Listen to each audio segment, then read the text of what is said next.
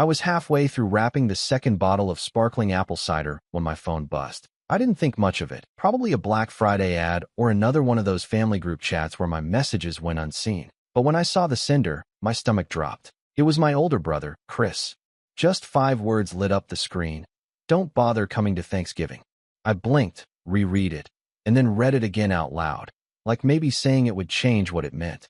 Don't bother coming to Thanksgiving. I looked over at my son, Alex, who was taping handmade turkeys to the window, proud of his crooked scissor work. My daughter, Grace, was drawing little hearts on the paper leaves for our gratitude tree. And I just stood there, cider in hand, realizing we weren't welcome. I'm Noah, 38, divorced dad of 2. I work in IT, nothing flashy, but it pays the bills and lets me spend afternoons building Lego castles and pretending to be a dinosaur chef. My ex-wife lives a few states away and rarely calls, so it's just me and the kids most days. I don't complain. I like our little trio. We have our routines: Friday pancakes, movie nights on Tuesdays, and every Thanksgiving, we show up at Chris's house with pies from the bakery and a bottle of sparkling cider, because that's what my kids love. Chris is 5 years older than me, and ever since we were kids, he's been the golden boy. Straight A's, star athlete, married young, now runs his own contracting business. Our parents, especially Mom, treat him like he walks on water. Meanwhile, I was the artsy kid with messy handwriting who never quite fit in at family events. Over the years, I learned to keep my head down, contribute when asked, and never expect too much. But this was different. I sat down on the couch, heart thudding. No explanation. No sorry, it's a tight year. Or maybe we'll do something smaller. Just a flat-out rejection. And worse, when I scrolled up the text thread, I saw the message I'd sent him last week. Just sent the $3,000 for the caterer. Let me know if you need anything else. I stared at that text, sick rising in my throat. $3,000. Money I'd saved slowly over months, working overtime, skipping out on a weekend getaway with the kids, just so the family could have a smooth Thanksgiving. It wasn't a gift. It was my usual contribution. Every year, I cover the caterer. It started as a one-time thing when Chris's wife had surgery and couldn't cook, but somehow, it turned into tradition. No one ever asked me if I could afford it. They just expected it. And I didn't complain. Not when they gave me a folding chair instead of a seat at the main table. Not when my kids' names weren't on the place cards. Not even when Chris once introduced me to a guest as the family IT guy. But this time, something cracked. Maybe it was the timing. Maybe it was the fact that I'd just spent an hour helping Grace pick out her Thanksgiving dress from her toy chest, because she wanted to look fancy for the big dinner. Or maybe it was how casual Chris sounded, like I was just another RSVP to cross off the list. I texted back, "Is this a mistake? I already sent the money. The kids are excited." No reply. I waited, checking my phone every few minutes, then tried calling. Straight to voicemail. I messaged Mom, asking if she knew what was going on. She responded with, "It's probably just too crowded this year. Chris said the house will be full." I stared at her text in disbelief. Full. The man lives in a 6-bedroom house in the suburbs with a backyard the size of a football field. "We don't have room for you or your kids," he said. By bedtime, the kids were still bubbling with excitement. Alex asked if he could bring his robot dinosaur to show Uncle Chris. Grace was coloring place cards with everyone's names, including her own. I couldn't tell them yet. I couldn't stomach the look on their faces. So I tucked them in, made up a story about Thanksgiving dragons, and sat in the dark afterward, wondering how I was going to tell them the truth. That night, I barely slept. I lay awake staring at the ceiling, replaying every slight, every insult that had been passed off as a joke.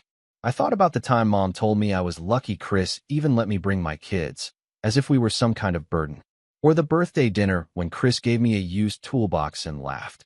"Maybe now you can fix more than your broken life." Everyone laughed. I smiled through it. But something about this year, maybe because the kids were old enough now to notice, felt different. Alex would ask why we weren't going. Grace would be confused when no one showed up to eat her cupcakes. And I didn't want to lie. I didn't want to protect the people who didn't even bother protecting us. By sunrise, I'd made a decision. Not out of spite. Not even revenge. At least, not yet. Just a sense of clarity. A flicker of something in my chest I hadn't felt in a long time. Resolve. I made pancakes for the kids and told them we were going to have our own Thanksgiving this year. Just us three. Grace asked if it meant we weren't going to Uncle Chris's. I hesitated, then said, "Not this time." Alex frowned. "But we always go there." I looked at him, then at the pancakes, then out the window, where the paper turkeys fluttered in the morning breeze. "We're going to make new traditions," I said softly. "Ones that don't need anyone else's permission." I thought that would be the end of it. A quiet, sad Thanksgiving. Maybe a few awkward texts. I figured I'd swallow the loss of the $3,000, eat too much pie, and move on. But I was wrong. Because that morning, something else happened. Something I wasn't expecting. Something that would change the entire game. And it started with a message I got from my cousin Mia. She'd been helping Chris with setup the night before. She wasn't supposed to tell me anything. But what she saw, what she heard, it changed everything. And suddenly, I realized this wasn't just about a crowded table or a forgotten invitation. It was a setup, and it wasn't just about keeping us out. It was about using me. And when I pieced together what they really did with my money, I knew I couldn't let it slide. Not this time. Not ever again. That's when I got to work. The message from Mia came in at 7:42 a.m., just as I was rinsing batter off the whisk and helping Grace find the sprinkles for her pancake face art. At first, I thought it might be a happy Thanksgiving text or maybe even an apology, some distant family olive branch I wasn't expecting. But no, it started with, "I probably shouldn't be telling you this," and ended with they were literally laughing about how easy it was to get you to pay for everything. I stared at the screen, my hands still wet from the sink, water dripping onto the floor. I read it again, slower this time, the words sinking in like molasses. Laughing. Easy. Everything. I stepped out onto the porch, phone clenched in my hand, heart thudding so loud it drowned out the sound of cartoons coming from the living room. Mia had always been the outlier, my dad's niece, technically, though we were the same age and had always clicked more like friends than cousins. She was blunt in a way that often made people uncomfortable, but she had a sense of loyalty that ran deep when she cared. "I was in the kitchen last night helping Rachel plate the desserts," she wrote. "Your name came up. Chris said something like, 'At least the idiot finally came through on time this year.' Rachel laughed and said, 'Yeah, let's hope he doesn't show up and ruin the aesthetic.' Then your mom said, 'Well, I told him we don't have room, so if he still shows up, that's on him.'" I swallowed hard. The porch air was cold against my skin, but my face was burning. "It wasn't just them," Mia continued. "Everyone was in on it. Your dad said you should have paid more because your brats eat like linebackers." Even Aunt Lisa chimed in, joking about how Grace's drawings would clash with the table's cape. "It was awful. I'm so sorry, Noah. I didn't know how bad it was until I heard it myself." My stomach turned. I felt dizzy, like the ground had shifted beneath me. It wasn't just exclusion, it was humiliation. Planned. Discussed. Executed. I replied with a quick, "Thanks for telling me. Please don't say anything to them yet." Then I sat on the porch bench, staring at the phone, wondering how many times I'd excused their comments over the years.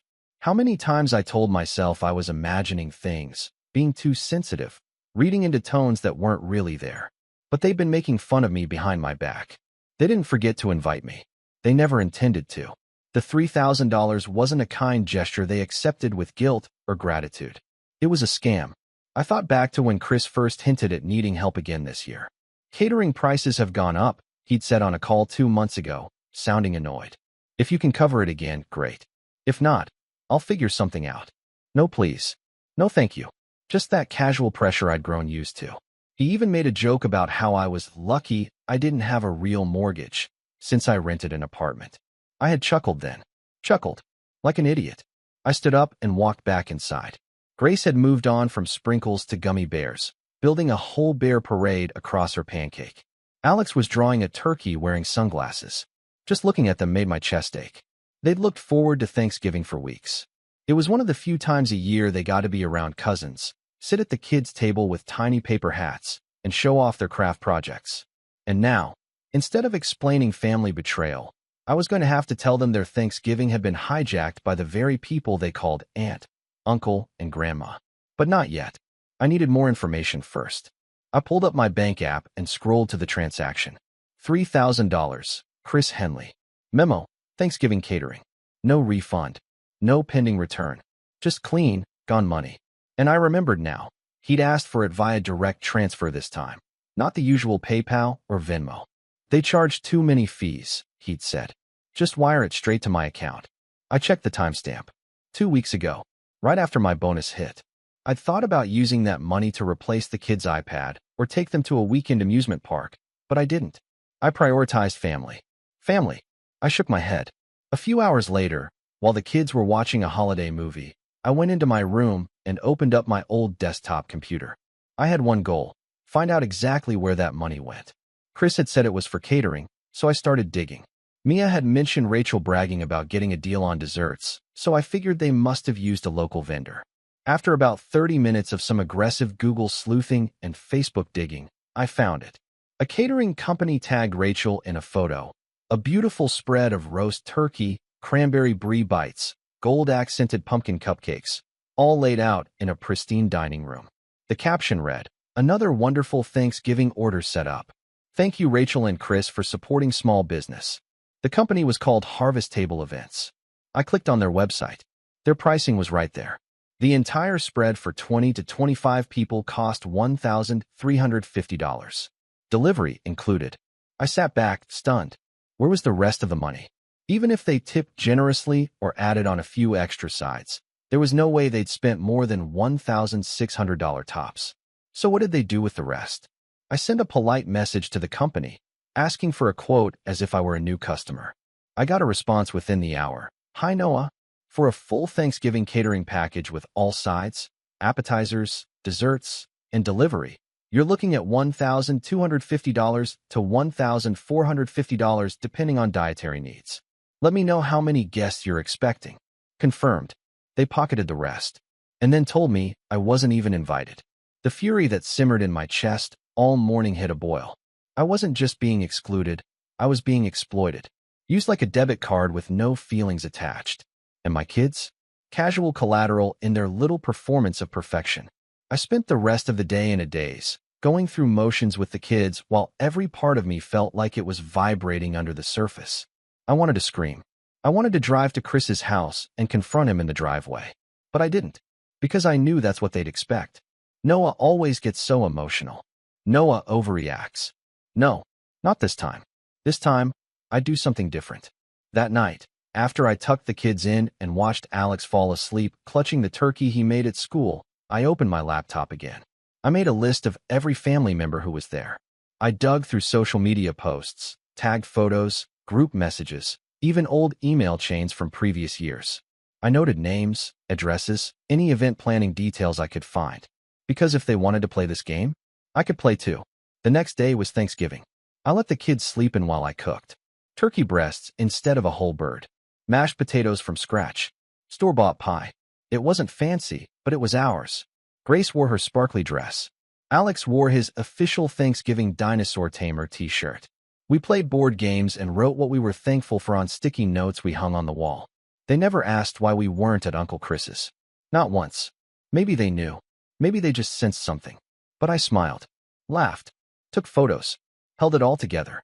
And then, after dinner, while Grace dozed off on the couch and Alex watched a holiday cartoon, I finally opened the email Mia had sent me that morning. It was an audio file. "I didn't know if you'd want to hear it," her message said. "But I recorded this last night, just in case." I plugged in my headphones.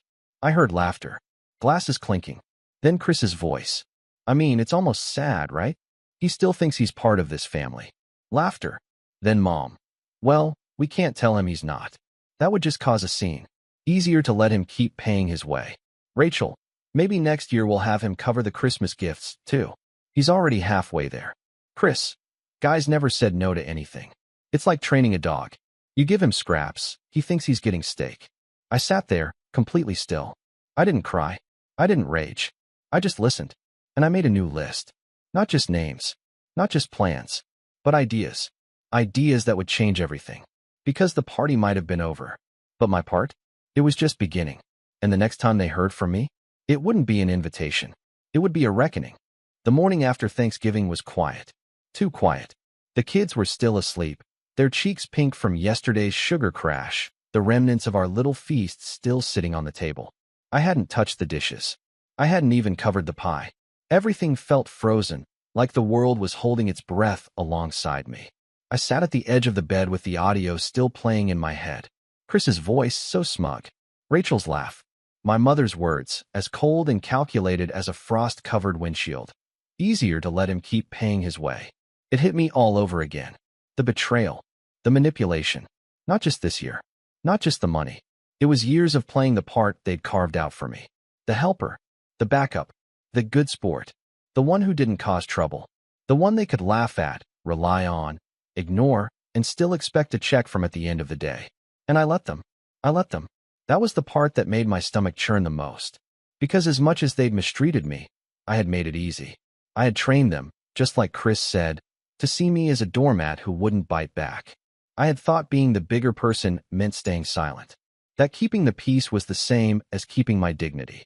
But that morning, sitting on the edge of the bed in a wrinkled t-shirt, I realized something else. I wasn't just hurt. I was humiliated. And for the first time in years, I let myself feel it without pushing it down. I walked into the bathroom and stared at my reflection. Tired eyes. Stubble that had gone from rugged to unkempt. A few gray hairs curling near my temples. I looked older than 38. Not because of the years, but because of what I'd carried. I brushed my teeth in silence, then went to the kitchen and started cleaning. Not because I had the energy, but because I needed something, anything, to ground me. I scrubbed every dish, wiped every counter, and took out the trash with a kind of robotic detachment. When I was done, I made coffee, sat down, and opened my laptop. I logged into my bank account. There it was. Still gone. $3,000. Vanished into a meal I wasn't invited to. I stared at the balance for a long time. Then I opened my budgeting spreadsheet, something I hadn't looked at in a while. I'd been coasting, getting by, earning enough to keep the lights on and the kids clothed, but never really moving forward. Never really building anything for myself. It wasn't because I couldn't. It was because I didn't think I deserved more. That realization hit me harder than Chris's betrayal. I thought about all the times I'd said no to opportunities at work because they meant less time to be the available family member. All the promotions I turned down. The freelance gigs I passed up. The weekends I spent fixing someone else's plumbing or assembling someone else's furniture, while my own dreams sat collecting dust. I'd been shrinking myself to fit inside a mold they never even thanked me for. So I opened another tab. Then another. I started listing the certifications I'd always meant to get. Things like AWS, CompTIA Security Plus, even some basic coding refreshers. I found an affordable bundle through a professional learning platform and signed up right then and there. $87.99 for lifetime access. My finger hovered over the confirm payment button, and for a moment, I hesitated. Then I clicked. That one click felt more empowering than anything I'd done in years. That day, I sat with a notebook and started sketching out something I hadn't dared to in a long time. A plan. Not a revenge plan. A life plan. Because before I could rise, I had to stop falling. I spent the next week rebuilding quietly. I woke up earlier. I shaved. I started working out.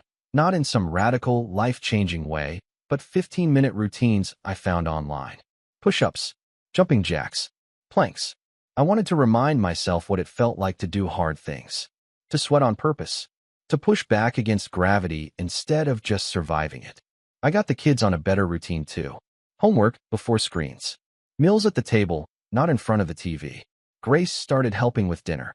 Alex and I played chess again like we used to before bedtime. I also stopped answering family messages. Completely. I muted the group chat.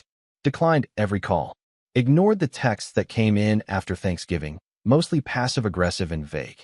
Hope you had a great Thanksgiving, Noah. We missed you. Mom said you were upset. Want to talk? Can you send over that spreadsheet you did last year for the Christmas fund? I read them.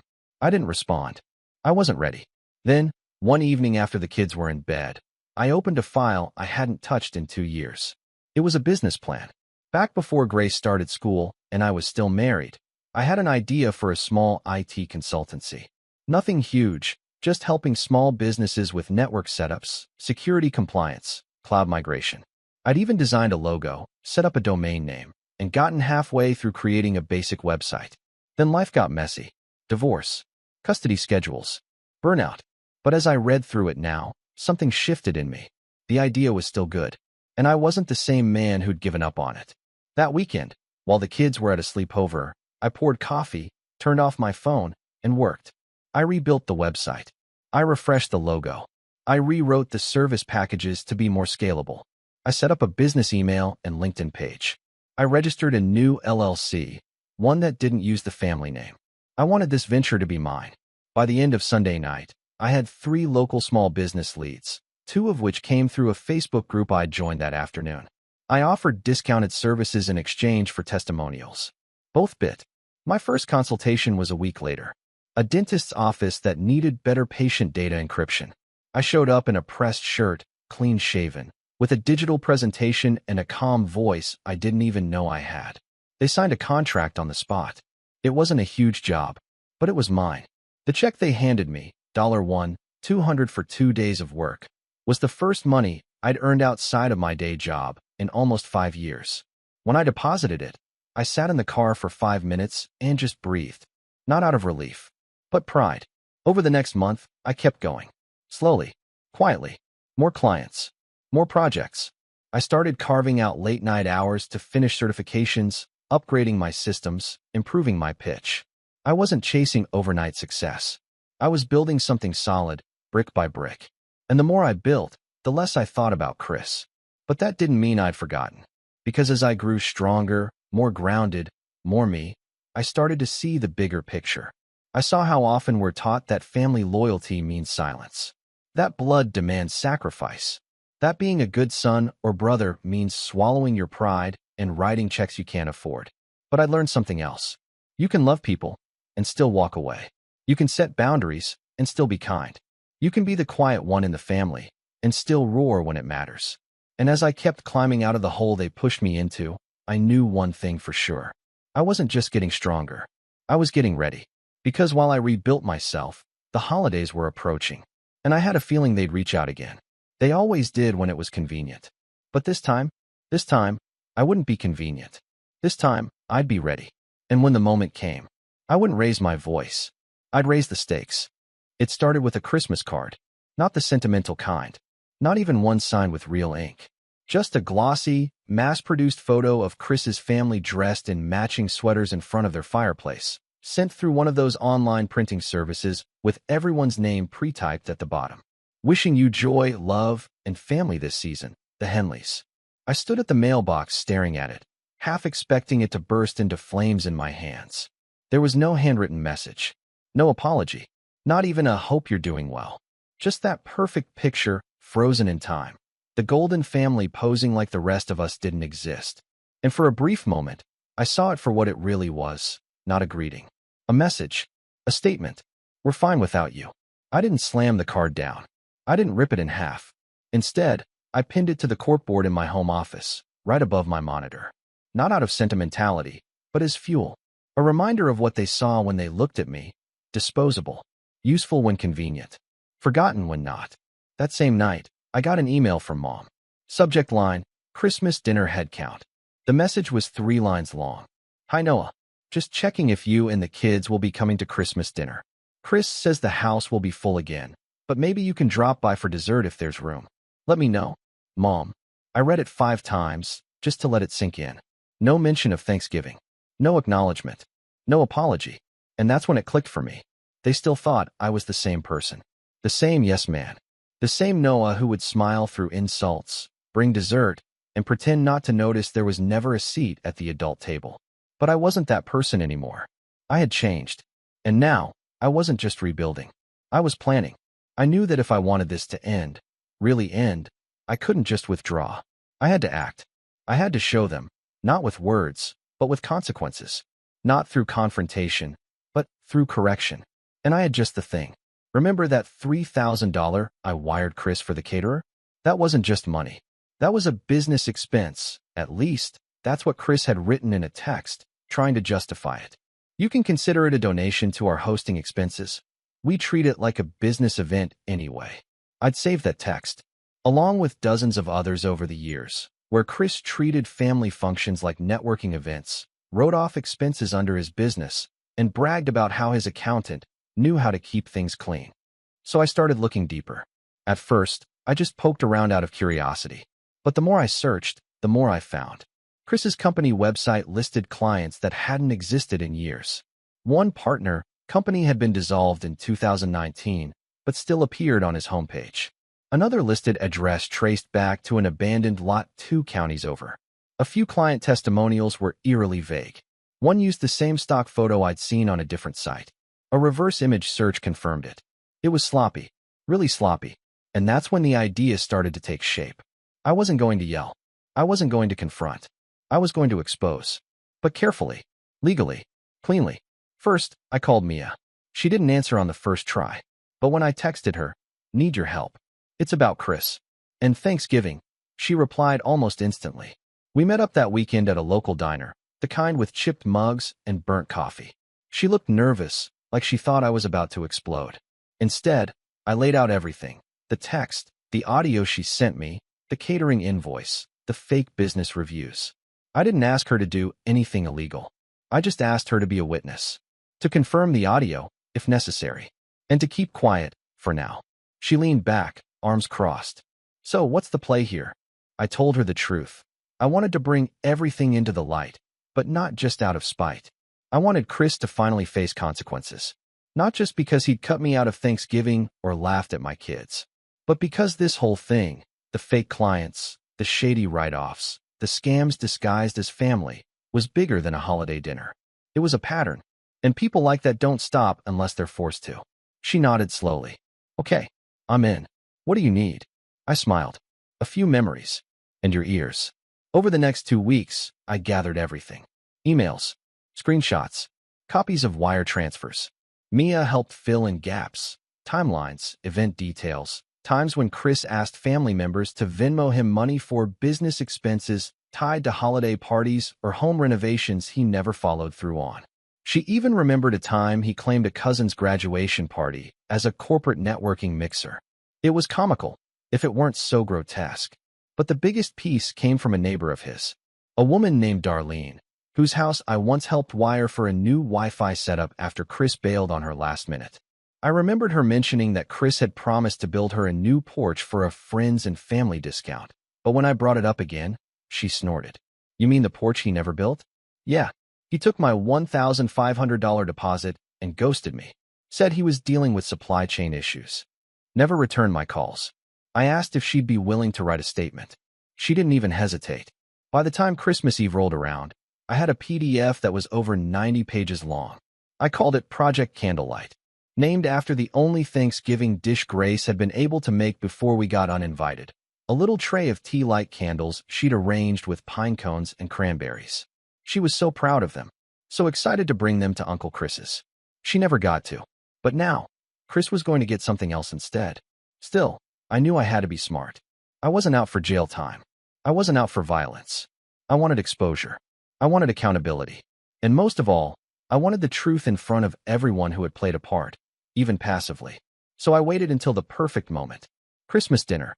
They hadn't invited us formally, just the vague, "Maybe you can drop by for dessert if there's room." But this year, I planned ahead. I dressed the kids in nice sweaters, baked a batch of cookies with their help, and told them we were going to visit family for just a few minutes, like trick-or-treating, but with pie, I said. They laughed. They didn't sense the storm underneath my smile. We drove up to Chris's house just as the sun was setting. The driveway was packed, the lights twinkling, the sounds of laughter spilling from the open windows. Grace clutched her tray of cookies like it was a crown jewel. Alex wore his reindeer hat, tilted sideways. We knocked. Rachel answered the door, surprise flickering across her face. "Oh, Noah. Wow. We weren't sure you'd come by." I smiled. "Just wanted to say hi. Drop off some treats." Behind her, I saw the whole crew. Mom, Dad, Aunt Lisa, Chris, standing by the fireplace, red wine in hand. The perfect little tableau. He looked over and raised an eyebrow. "Noah, hey, look who decided to join the party after all." I nodded. "Hope we're not interrupting." I could see him calculating something. His smile tightened. "Well, the kids can come in. Just be quick, okay? We're about to start gifts." I looked him dead in the eye. "Oh, I brought a gift." He blinked. "Huh." I reached into my coat pocket and pulled out a manila envelope. Slim, clean, stapled. I held it out. "Merry Christmas, Chris." He took it cautiously, eyes flicking to Rachel, then back to me. He opened it slowly, brows furrowing as he flipped through the first few pages. He didn't make it to page 5 before the color started draining from his face. What is this?" Project Candlelight, I said. What the hell does that mean? It means I'm done being the one who cleans up after you. And I'm done paying for the privilege. I turned, ushered the kids back toward the door. As I stepped onto the porch, I looked back one last time. Everyone was watching. Mom, Dad, Aunt Lisa, Rachel. The room had gone quiet. Chris was still holding the envelope, hands trembling. I smiled gently. Good luck explaining all that, big brother. Then I closed the door behind me. I didn't hear from anyone for the rest of the night. But I didn't need to. Because that envelope? That was just the beginning. The police called me 3 days after Christmas. I was in the middle of helping Grace with her spelling homework when my phone buzzed with an unfamiliar number. For a split second, my chest tightened. Old reflex. Old fear. The kind you get when you've spent years being the one blamed, the one expected to smooth things over. I answered anyway. Is this Noah Henley? The voice asked, professional, neutral. Yes. This is Officer Ramirez with the County Police Department. I'm calling regarding a report that was filed involving your brother, Christopher Henley. You're listed as a relevant party. We'd like to ask you a few questions. Grace looked up at me, pencil hovering over the page. Dad, I smiled at her, soft and steady. It's okay, sweetheart. Give me 5 minutes. I stepped into the hallway, closed the door, and leaned against the wall. This was it. I told the officer I was happy to cooperate. He explained that a complaint had been filed regarding possible financial fraud connected to Chris's contracting business. Multiple sources. Multiple inconsistencies. He didn't say who filed it, but I already knew. Project Candlelight hadn't been a threat. It had been a delivery. Here's what I hadn't told anyone yet. I didn't just hand Chris that envelope and walk away. 2 hours later, after the kids were asleep, I uploaded the same packet, every document, every audio file, every statement, to 3 places. First, the State Licensing Board for Contractors. Second, the IRS Whistleblower Portal. Third, a civil attorney who specialized in financial fraud and small business disputes, recommended by Darlene. I didn't embellish. I didn't editorialize. I just sent the truth. And the truth did the rest. By New Year's Eve, Chris's contractor license was suspended pending investigation. That alone was enough to freeze multiple projects midstream. Clients started calling him. Angry. Confused. Some demanded refunds. Others threatened lawsuits. By January 3rd, the IRS had opened a formal inquiry into his business deductions. Apparently, writing off family events as corporate networking raised eyebrows when the guest list was made up entirely of relatives and neighbors. By January 10th, 3 people, including Darlene, had filed civil claims to recover deposits they'd paid for work that was never completed. And somewhere in the middle of all that, Chris panicked. That's when the text started. First from Rachel. Noah, please. This has gone too far. Chris is under so much stress. The kids are scared. We can talk this out like adults. I didn't respond. Then Mom. I don't know what you think you're doing, but this is tearing the family apart. Your father hasn't slept. Chris made mistakes. Yes, but this didn't need to become public. Still no response. Then Chris himself. At 2:14 a.m. You win. Okay, you win. Just tell me what you want. I stared at that message for a long time. Because that right there was the core of it. He thought this was a game. A negotiation. That if he finally acknowledged me, finally treated me like an equal, I'd back off and make it all go away. But this wasn't about winning. And it definitely wasn't about what I wanted. So for the first time in weeks, I replied, I don't want anything from you. I wanted the truth to be seen. That's already happened. He didn't respond after that. The fallout came fast. Chris's business collapsed within 2 months. Not because of me, because it was built on shortcuts and lies. Once scrutiny hit, it couldn't stand. His accountant dropped him. His insurance carrier canceled coverage. Projects dried up. The picture-perfect image he'd curated for years cracked, then shattered. Rachel took the kids and moved in with her sister temporarily. That temporary separation turned permanent by spring. Mom stopped calling me altogether. Dad tried once. Left a voicemail where he sounded older than I'd ever heard him. Tired. Regretful. He said, I didn't know it was that bad, which was a lie. He'd known. He just hadn't cared. I never called him back. Not out of anger. Out of clarity. The hardest part wasn't losing them. It was realizing I'd already lost them a long time ago. What surprised me most was what happened next. People started apologizing. Not Chris. Not Mom. But others. Aunt Lisa showed up at my door one afternoon with a box of old photos and tears in her eyes. She admitted she'd laughed along because it was easier than standing up. She said she was ashamed. Mia hugged me like she was afraid I'd disappear. I should have said something sooner, she whispered. Even my cousin Mark sent a message. I always thought you were just quiet. I didn't realize you were being pushed out. I accepted the apologies that felt sincere. I let the rest go. As for the $3,000, that came back to me in a way I didn't expect. Part of Chris's civil settlements included restitution to anyone who'd transferred money under false pretenses connected to business events. My name was on that list. A cashier's check arrived in the mail 6 months later. Full amount. No note. I deposited it the same day. Then I took the kids out for ice cream.